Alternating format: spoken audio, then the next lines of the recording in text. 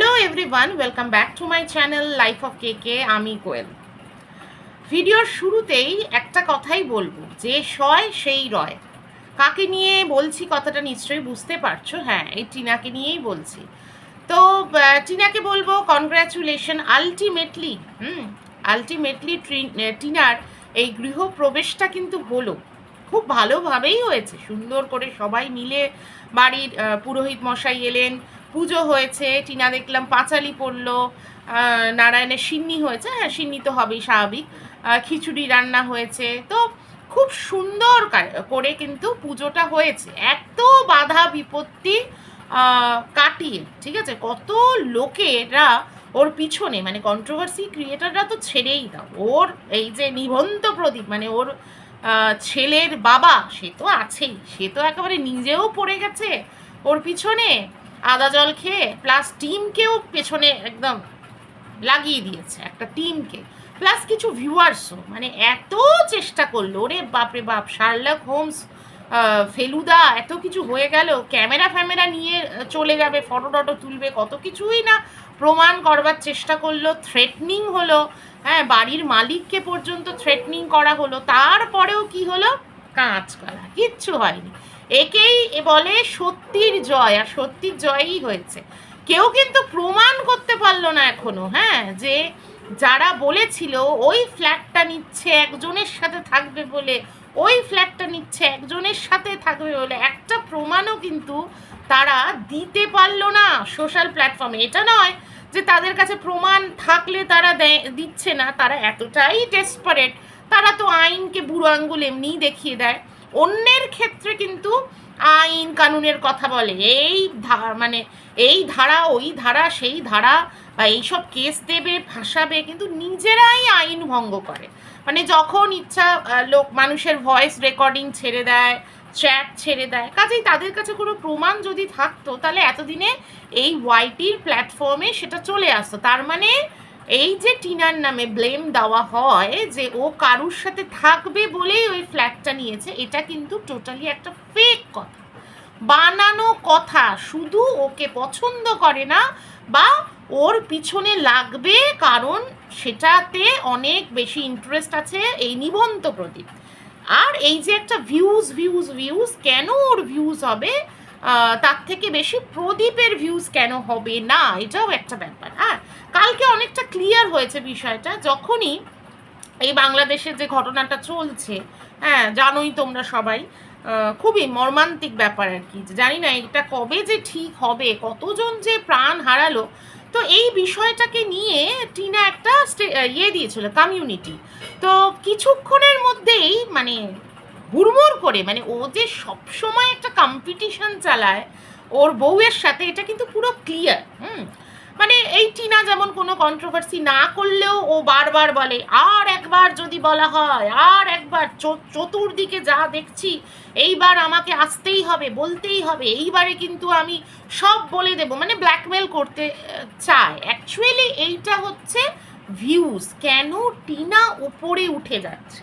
এই যে একটা সাইকোলজি না, নিবন্ত প্রদীপের ডমিনেটিং একটা ক্যারেক্টার, ডমিনেট করতে চায়। আর যতদিন সংসারে ছিল এই টিনা, ততদিন এই ডমিনেটই করে গেছে। না হলে যে মেয়েটার স্ক্রিন প্রেজেন্স এই চ্যানেলটা চলতো, লোকে তো সাবস্ক্রাইব করতো ওকে দেখে, ওর নামেই চ্যানেল ছিল, তার কোনো কন্ট্রোল নেই, মানে পয়সা কড়িটা পর্যন্ত কিচ্ছু রাখেনি, সমস্ত নিজের মানে তুলে নিয়েছে। ভাবা যায়, একটা মেয়ে যে পরিশ্রম করলো, মানে সংসারের তো ছেড়েই দাও, পরিশ্রম তো ছেড়েই দাও, সংসারে তো সে সবাই করে, ঠিক আছে, কিন্তু তার ছাড়াও মানে হাজবেন্ডের ফাইন্যান্সিয়াল ইয়েটা ইমপ্রুভ করবার জন্য, সংসারের উন্নতির জন্য সে যে পরিশ্রম করলো, তার জন্য তার কি প্রাপ্য?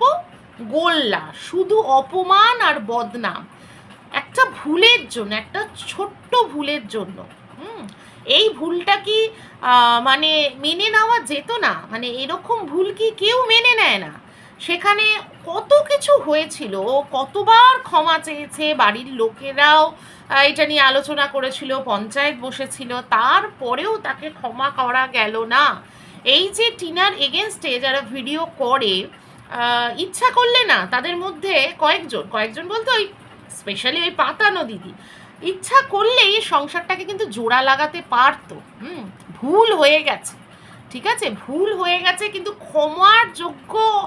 ক্ষমার অযোগ্য অপরাধও কিন্তু এটা নয়, ঠিক আছে। ইচ্ছা করলেই ওই বাচ্চাটার মুখের দিকে তাকিয়ে সংসারটাকে জোড়া লাগানো যেত। হ্যাঁ, হয়তো সব কিছু সঙ্গে সঙ্গে প্রদীপ ভুলে যেত না, কিন্তু সময় লাগতো, কিন্তু সময় সব কিছু ভুলিয়ে দেয়, কিন্তু সেটা করেনি ওই দিদি, করেনি দিদি, আরও কাটা ঘায়ে নুনের ছিটে দিয়ে গেছে। আর এই নিবন্ত প্রদীপ এটা বুঝে গেছে যে কাটা ঘাটা কিছুতেই শোকাতে দেওয়া যাবে না, মানে পাবলিকালি তো একদম দেওয়া যাবে না, তবেই তো আমার লাভ, তবেই তো আমি গেইন করতে পারবো, আর তাই সে করেছে, ঠিক আছে।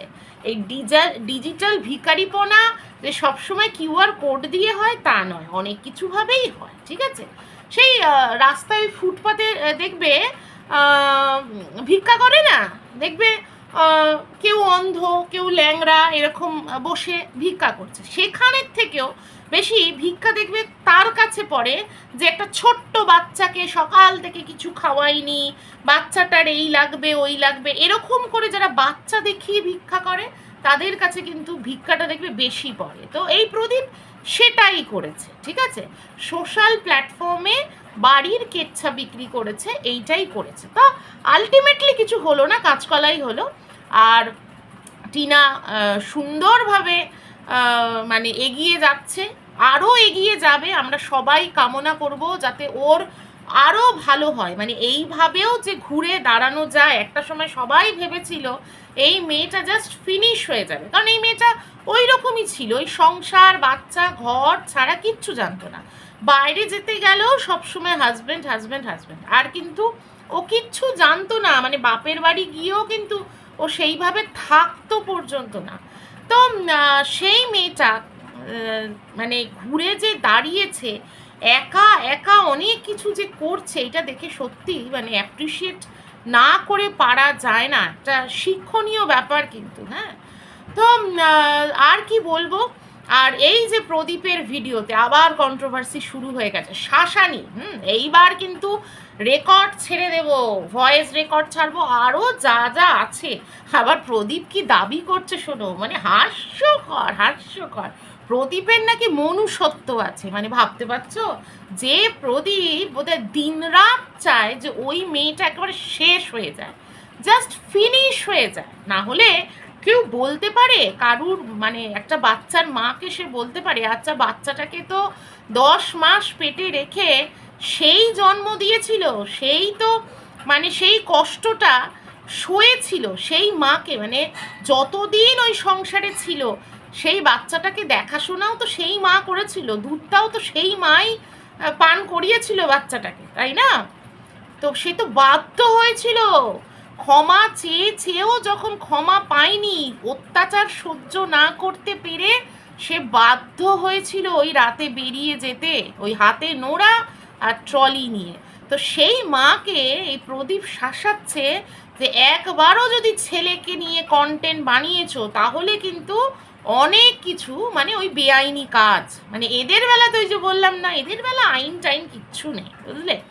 এরা যে মানে এদের যে একটা চক্র আছে না, এরা আইনকে পুরো একদম বুড়ো আঙ্গুল দেখিয়ে দিয়েছে। তো ওই জন্যই এবং তাদের জোরেও নিশ্চয়ই প্রদীপ বলছে এই কথাটা, যে একদম মানে ভাবতে পারছো যেখানে কোর্ট কেস চলছে সেখানে প্রদীপ বলছে, ব্ল্যাকমেল করছে যে সোশ্যাল প্ল্যাটফর্মে আবার সে কিছু ভয়েস ছেড়ে দেবে যদি ছেলেকে নিয়ে কোনো রকমের কমেন্ট বা কোনো কিছু টাইটেল থাম্বনেল দেওয়া বা কিছু একটা, যদি, কারণ টিনা তো আর কিছু ওরকম কন্ট্রোভার্সিয়াল কথা বলে না, মা হয়ে যতটুকু কথা বলা যায় ততটুকুই। এই যে কবে আসবে সোনা বাবা, বা এই যে বিপত্তারিণীর তাগা, আগে একবার সেই বালা দেখিয়েছিল বাচ্চাকে নিয়ে, এইগুলোই বলে একটা মায়ের যে ফিলিংস, আদারওয়াইজ ও কিন্তু কান্নাকাটি করা, বাচ্চাকে নিয়ে চোখের জল ফেলা, মানে ওই জিনিসগুলোও কখনো করে না।